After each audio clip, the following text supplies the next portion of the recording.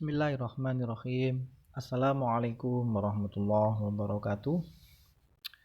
Kali ini kita akan belajar bersama pada mata kuliah Tarjamah. Dan pada video yang keempat ini saya akan memaparkan secara singkat tentang teknik penerjemahan. Baik. Bicara tentang teknik, apa itu teknik? Teknik adalah sesuatu hal yang bersifat praktis ya. Maka sesuai dengan sifatnya yang praktis ini, teknik secara langsung berkaitan dengan permasalahan-permasalahan praktis dalam penerjemahan dan serta pemecahannya. Jadi sebelumnya kita membahas tentang metode. Setelah kita membahas tentang metode sebelumnya, maka tentu dalam proses penerjemahannya kita mendapatkan kendala atau masalah yang perlu dipecahkan. Maka hal ini membutuhkan suatu teknik atau jalan secara praktis, teknik praktis untuk bisa mencari solusinya agar menjadi lebih baik lagi. Gunanya teknik penerjemahan di sini adalah sebagai cara yang digunakan untuk menanggulangi kesulitan-kesulitan yang ada dalam menerjemahkan ya, khususnya pada tatanan kata, frase yang merupakan pada bagian kalimat. Pada teknik penerjemahan ini ada 18 teknik sebenarnya dalam penerjemahan, yang ini dapat dikemukakan oleh Molina, dan Albir. Ini kemungkinan bisa lebih lagi menurut perkembangan zamannya. Menurut Molina dan Albir, ada 18 ini. Pada video kali ini kita akan membahas 9 dulu ya, karena durasi. Baik, teknik yang pertama adalah adaptasi atau adaptation. Teknik ini biasanya dikenal dengan teknik adaptasi budaya. Maka kalau kita menerjemahkan sesuatu sudah memilih metode tadi di awal dalam menerjemahkan suatu naus atau teks, maka kesulitan yang ada itu kita bisa mengambil salah satu dari teknik yang ada di sini. Tentunya menyesuaikan dengan kualitas atau wujud teksnya ya. Dan bagaimana wujud nausnya, apakah sesuai pada penerjemahan seperti apa. Untuk adaptasi seperti ini, teknik seperti ini di sini lebih fokusnya pada adaptasi budaya. Teknik ini dilakukan dengan mengamati unsur-unsur budaya yang ada pada bahasa sumber dengan unsur-unsur budaya yang mirip dan ada pada sasaran. Jadi ada keseimbangan ya, menyeimbangkan antara unsur budaya yang ada di bahasa sumber dan unsur budaya yang ada di bahasa sasaran. Hal ini untuk bisa dilakukan secara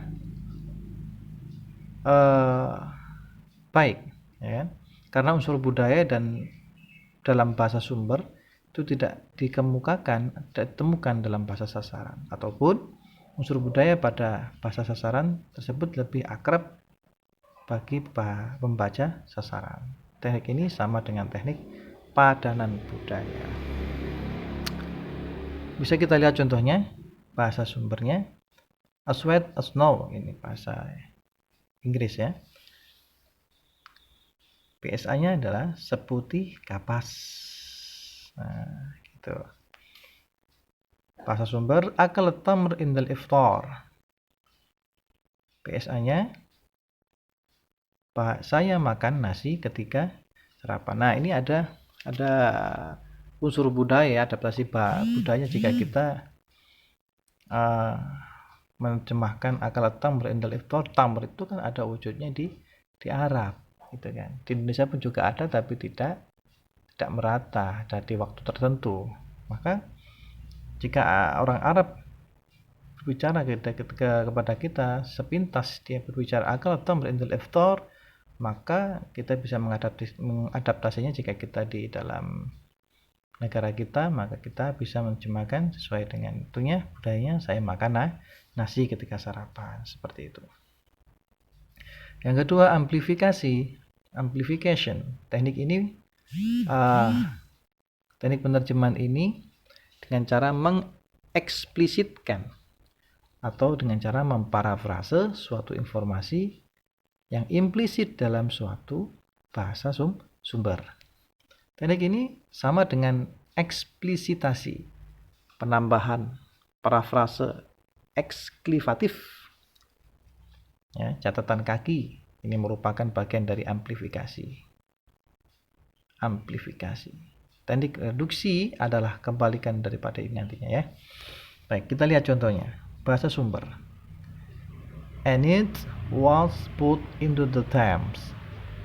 Bahasa sumbernya, dan dibenamkan di sungai Thames. Nah, pada bahasa sumber di situ hanya memberikan nama sungainya, Thames. Akan tetapi ketika kita menerjemahkan dengan model amplifikasi, teknik amplifikasi, kita tidak bisa menerjemahkan, kita benamkan di Thames. Kita tidak tahu nantinya kalau itu ada makna di dalamnya yang mengandung makna sungai. Maka perlu di sini sesuatu yang implisit dalam bahasa sumber. Kita perlu menambahi atau memparafrasekan sedikit kata yang lebih menjelaskan daripada itu. Seperti contoh yang lain, dhahabtu ila Surabaya. Saya pergi ke kota Surabaya. Nah, amplifikasi, penambahan kota adalah amplifikasinya. Seperti itu. Selanjutnya, borrowing, peminjaman. Teknik borrowing atau peminjaman. Teknik penerjemahan ini yang dilakukan dengan meminjam kata atau meminjam ungkapan dari bahasa sumber. Jadi ada peminjaman kata karena luasnya bahasa sumber, sehingga kadang-kadang bahasa sasaran kita tidak menemui padanan katanya, sehingga meminjam bahasa yang lain di bahasa sumber. Nah, peminjaman itu bisa bersifat murni, pure borrowing, tanpa penyesuaian, atau peminjaman yang sudah dinaturalisasikan, naturalized borrowing, dengan menyesuaikan pada ejaan ataupun pelafalannya. Kamus resmi pada BSA, bahasa sasaran, menjadi tolak ukur di sini. Apakah kata atau ungkapan tersebut merupakan suatu pinjaman atau bukan. Kita lihat contohnya. Contoh peminjaman murni ini ya. Bahasa sumbernya hard disk. Peminjaman murni hard disk. Dalam bahasa sasaran juga bermakna hard disk. Peminjaman murni artinya tidak ada perubahan kata, asli sekali. Jadi bahasa sasarannya apa, dalam bahasa sumbernya apa, bahasa sasarannya juga menyesuaikan. Artinya ini peminjaman secara murni. Kita juga menjumpai juga kata-kata mixer. Kita juga mengartikan mixer. Sahabah. Ya, dalam bahasa Arabnya kita juga mendapatkan dalam bahasa sasarannya sahabat. Komputer. Information, informasi. Police, polisi. Nah, itulah kata-kata yang dipinjam oleh bahasa sasaran dari bahasa sumbernya. Selanjutnya calque ini sebenarnya nama orang yang memunculkan teknik ini. Teknik calque ini adalah teknik penerjemahan yang dilakukan dengan menerjemahkan frase atau kata bahasa sumber secara literal. Teknik ini serupa dengan teknik acceptation, penerimaan.